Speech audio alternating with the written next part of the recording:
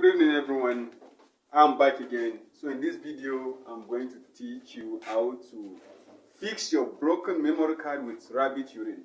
Here you can see my rabbit. Check. You can see them. Here I have this California. You can see California rabbit. Yeah. And so many other breeds of rabbits.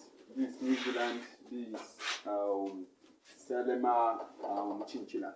So this is the memory card which I'm going to use rabbit urine to fix. So it's an already damaged memory card. So and here we have the rabbit urine. You can see it. So just take your iron or any other instrument or any material and ensure the material is iron. Just put it in the urine like this and take it directly to your memory card. You can see it by using it to scratch the face of the memory card. You scratch continuously.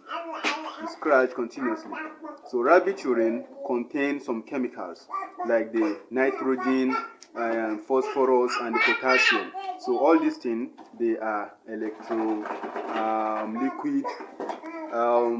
materials. So they work as electronics. So rubbing it like this, so I'm assuring you the memory card will be fixed. So this is it. You can see it. Look at it very well. Have you seen it?